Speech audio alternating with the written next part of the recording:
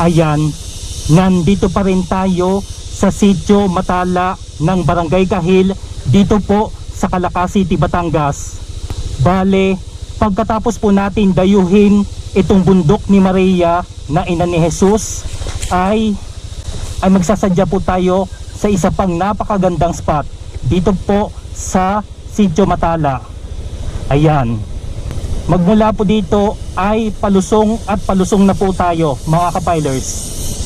Pero bago muna yan ay mag-like, share, subscribe, and then i-click nyo na rin po ang notification bell para mas updated ko pa kayo sa aking mga videos.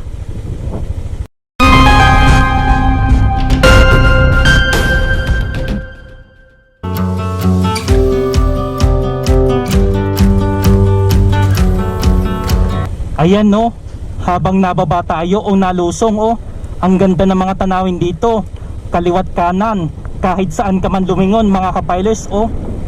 Yan no, kahit yung twisties ng kalsadang ito ay tanaw na tanaw. Yan no, kung kanina ay paahon tayo, ngayon naman ay lulusong tayo ng lulusong. Yan no, pero syempre iba yung pag-iingat lamang po kapag magagawin ko kayo rito. Napakaganda talaga ng spot dito at talagang hindi mo pagsasawaan na dumayo dito. Tapos ayan heto na pala, approaching na po pala tayo dito sa Mountain View Lomi House. Yan, heto yung sinasabi ko na isa sa mga magandang spot dito. Tapos kakain na rin tayo ng ating tanghalian. Nandito na rin po tayo sa Mountain View Lomi House, dito po sa Sitio Matala ng Barangay Kahil. Ito po yung kanilang contact numbers. Ito yung kanilang mga lamesa at upuan. Tapos ito, may mga maliliit na larawan o mga painting. Tapos itong dalawang bintanang ito, pagdungaw nyo pa lang sa labas ay napakaganda na ng tanawin na makikita nyo rito, na kung saan ay tanaw nyo pa rin ang bundok ng Batulaw. Yan ito po si Santo Niño. Ito naman yung kanilang tindahan. At kapag gusto mong magpwesto sa may itaas, yan, ito po, may kubo pala sila sa may itaas. Tapos dito sa may kabila, ayan may upuan pala dito na kung saan pwede kayong tumambay, magpahinga. Saka ito ang gaganda ng mga halamanan dito. Napaka-refreshing, saka napaka-presko dito. At tayo'y aakyat na dito sa may itaas. Bale mga kapilers, dito talaga tayo pwesto. Yan para mas ma-enjoy natin ang ating kain. Saka syempre, mananamnam natin ang ganda ng tanawin dito. Super duper, napaka-preskong tingnan. Napakasarap sa mata. Hindi pa man tayo nakakakain busog na ang ating mga mata sa mga ganda ng tanawin dito. Ayan ipapasilip ko sa inyo, 360 degree view. Ikot-ikutin natin ito. Ayan, ito yung kalsada na pinanggalingan natin kanina bago tayo nagpunta dyan sa may bundok ni Maria. Tapos ito yung puno ng mangga na nasa tapat nila. Tapos itong kubo nila gawa sa pawid, na kung saan hindi tayo masyadong maiinitan dito. Tapos yan yung kalsada na paakyat o yung paahon papunta doon sa bundok ni Maria ng ating pinanggalingan. Heto na po ang in-order nating lomi dito po sa Mountain View Lomi House. Hulma pa lang ng lomi ay napakasarap na. Kaya tara, kain na tayo. Bale, ito yung in-order ko na lomi special. Yan halos puno at hindi tinipid.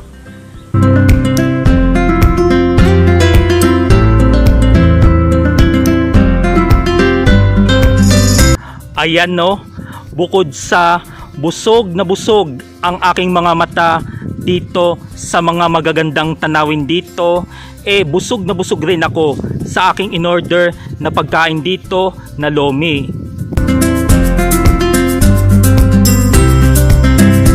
At sa puntong ito pansamantalang nagpapahinga ako dito sa may ilalim ng puno na mangga. At kapag magagawi kayo rito sa may sitio Matala ng Barangay Kahil, dayuhin nyo na rin po ito o sinsayan itong Mountain View Lomi House. Ayan, napakasarap po ng mga pagkain nila dyan. At maglagay na rin tayo ng sticker natin dito na katunayan na nanggaling po tayo rito. Kumbaga, mag-iiwan tayo ng bakas rito. Ayan, at natapos na rin po tayo dito. Yan, thank you po kila ate dyan po sa may Mountain View Lomi House. Yan no, hindi ako makaget over sa ganda ng tanawin dito. Bale, ito pong Mount Batulaw sana'y maakyat po natin yan. O kumbaga di bale, ma-achieve po natin akyatin ang Mount Batulaw. At magpapatuloy pa rin tayo, tuloy ang larga.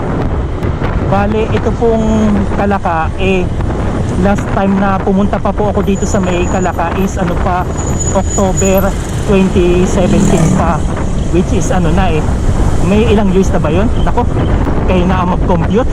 Mahina ako sa mata. Bale, pa yun hindi pa siya noon city proper. At saka dito po may kakilala rin naman po ako dito sa may Kalaka. Doon pa nga lang po siya nakatira sa may city proper. Ayan, habang nandito pa ako sa may Kalaka babatiin ko rin po o isa-shoutout ko rin po ang aking pamilya ng aking kumpare dyan na si Simon.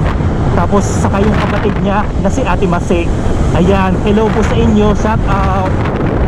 Naku, sa puntong ito naambon na. Naku, paano ba to? Kasi pagkatapos po natin dito sa Barangay Kahil dadako naman tayo sa doon sa may Barangay Matipok, kasi may magandang spot rin doon.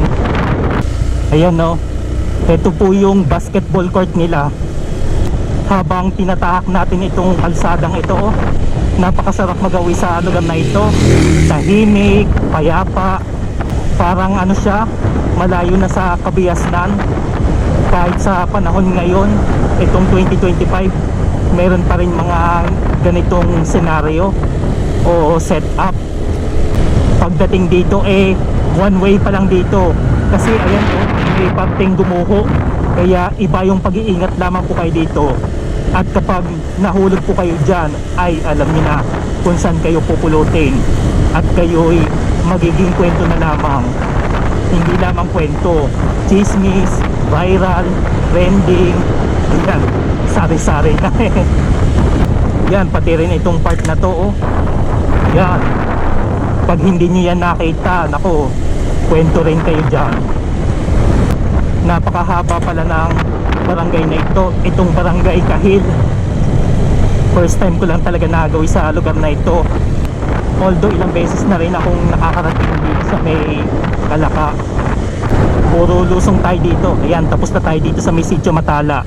Ito pala yung papasok sa Barangay Balok-Balok. Hindi yata Barangay ba yun? Barangay ba yun? Hindi ko na alam, nakalagpas na tayo Lulusong ulit tayo dito. At saka dito sa may gawing kaliwa ko ang gagandang mga tanim na kawayan maliliit pa lang. Ito ang pine tree. Ang lakas maka-Christmas tree. Wow, yun tanaw na tanaw dito ang yun ang Balayan Bay. Teka lang, may baka. Ako, mag-iingat tayo sa mga ganitong sitwasyon. Kapag may mga tatawid na hayop, magmamarahan lamang tayo. Kasi minsan alam niyo na, parang bigla silang umaatake o tumatawid. Uy, ito na pala yun mga kapailers. Ayan, sabi nila kapag dinire-diretso ito, papunta na po daw yan sa city proper ng Kalaka. At para makapunta po tayo doon sa Barangay Matipok, ay kakaliwa na po tayo. Yan, Bale, bago muna tayo makarating doon ay dadaan muna tayo sa Barangay Balimbing. At dito sa bahaging ito napakalilim dito dahil napakarami at matatayog ang mga puno ng mangga. Talagang dito malayo sa Kabiasnan. Kaso pala dito, mahirap nga lang dito kapag gabi. Siyempre walang masyadong mga street lights. Ayan, at lulusong na tayo ulit dito. Yan nung nabasa ko ito sa Google Map, nakita ko hindi pala ito sementado. Pero sabi nila, ayon sa aking napagtanungan, sementado na pala. Ito daw pala ay patay na ilog. Pero syempre kapag naulan naapaw talaga ito. Naglagay pala dito ng temporary ng tulay, parang tawiran lamang siya ng tao. At paglusong natin ay aahon tayo dito. Kung saan sana tayo nagsusuot mga kapailers, para lamang maipasyal ko lamang kayo. Yan dito ang lalaki ng mga puno. Yan talagang na-miss ko yung mga ganitong senaryo. Oops, ayan, may hams pala. Ito na yung landmark ng landmark papasok ng barangay. Yan, barangay Balimbing. Napuwing ako mga kapailers.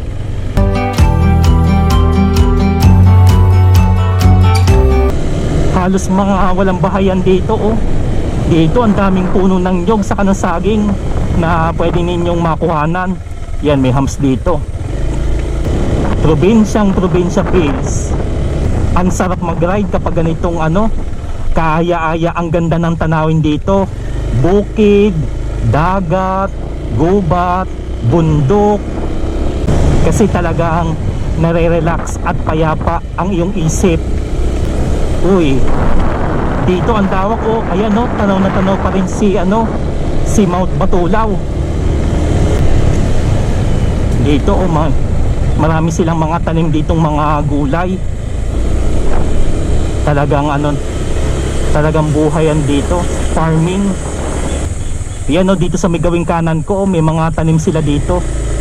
Hindi ko alam kung anong tawag dyan. Talagang napakasarap rito. Ayan kasalukuyan pa natin tinatahak itong Barangay Balimbing ng Calaca, Batangas. Yan nandito pa lang tayo sa Purokdos. Uy what a beautiful view. I see what I see. Yan ang ganda dito sa may gawing kaliwa ko. Kaso nga lang medyo matarik ang bangin dito, kaya mag-iingat lamang kayo. Yan, nandito tayo sa may Barangay Balimbing Health Center. Yan, nadaanan na natin. Parang hindi tayo dito dumaan kanina. Ay, ito lang pala yung portion na rough road. Yun nga lang, mahirap talaga dito pag naulan. Pero kaunti lang naman siya. Dito magkabila ang dadaming mga puno. Nasaan na ba tayo? Yan, nandito tayo sa may kulay green na pintura. Yan aahunin pa natin yan. Yan ang gaganda ng mga design nila dito Parang talagang masinop ang mga taga rito. Yan kinukulayan nila, pinapaganda nila ang mga kalsada dito, yung mga dekorasyon nila sa kalsada. Kahit hindi Pasko, yan, fiesta. Ay, ito na pala yung Balimbing View Deck. Yan Balimbing Mountain View Deck. Yan, tigil muna tayo. Yan ang sarap din palang tumambay dito Yan. Yan, tumigil lang tayo pansamantala kasi relaxing talaga ang view. Talagang effort na effort sila na mapaganda ang lugar na ito. At tuloy-tuloy pa rin tayo mga kapilers. Ayan palabas na po tayo dito sa Barangay Balimbing. Nandito na tayo sa may bandang Matipok.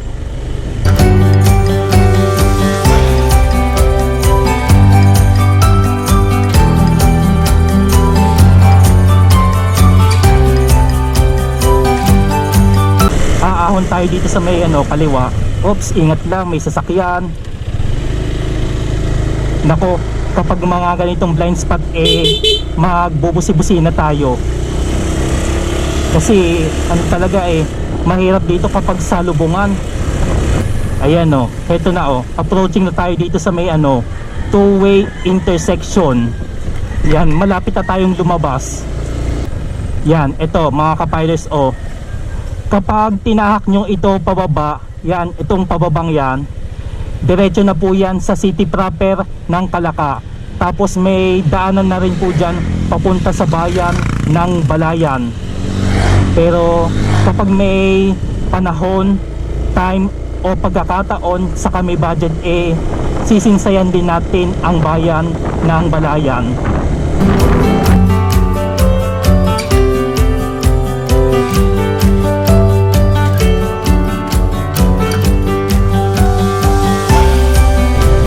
Yun ang ganda ng kalsada matarik. Tapos ayan bubungad na sa inyo ang napakagandang tanawin. Nandito na pala tayo sa may Purok 7 ng Barangay Matipok. May ginawang dito tambayan spot, bukod sa nakita pa natin doon sa may Barangay Balimbing, saka doon sa Barangay Kahil. Yan napakaganda dito Dito muna tayo titigil pansamantala.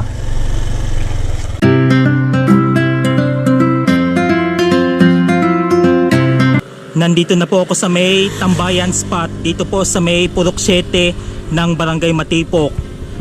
Napakaganda ng pagkakagawa ng kubong ito. Bali, ang ilalim pala niya ay yari sa kawayan. Yan may mga nakaposteng bakal. Saka itong puno. Ito yung mga naistorbo natin Yan, pasensya na ako sa abala. Ito yung itsura ng kanilang kubo. Tapos papasok muna tayo dito para mag sightseeing. Nakalagay Purok 7, nasa Imis Ganda. Talagang relaxing pa rin ang view dito. Ayan makikita nyo dito ang mga bulubundukin, mga bundok. Saka natatanaw rin dyan yung Balayan Bay. Saka itong mga taniman, mga puno, halaman. Yan ang presko rito, napaka sarap ng hangin. At dito naman sa may kabilang ibayo, yan overlooking view pa rin si Mount Batulaw, na hindi na natin siya tinantanan simula nang dumayo tayo rito. Batulaw, kailan pa kaya kita maaakyat? Wala akong masabi kundi napaka-aliwalas dito. Ayan napakasarap mag-stop over dito. Nakaka-relax, pwede kang mag-unwind, magmuni-muni. At habang nagpapahinga ka rito napaka-presko at sariwa ang hangin dito.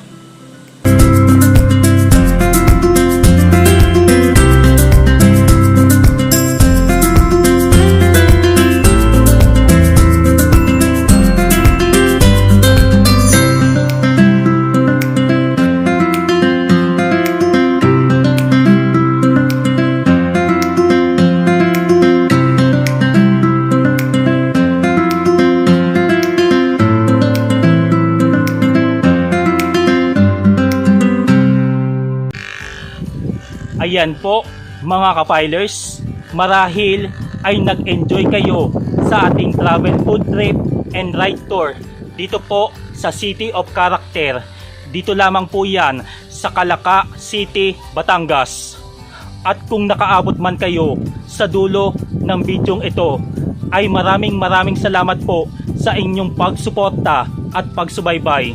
Muli, ito po si JJ, ang inyong ka-filers, na nagpapaalaala sa inyo ng having safe and happy trip sa ating lahat. Kita-kits muli tayo sa mga susunod pang mga edisyon. Kaya naman, just like, share, subscribe. And God bless us all.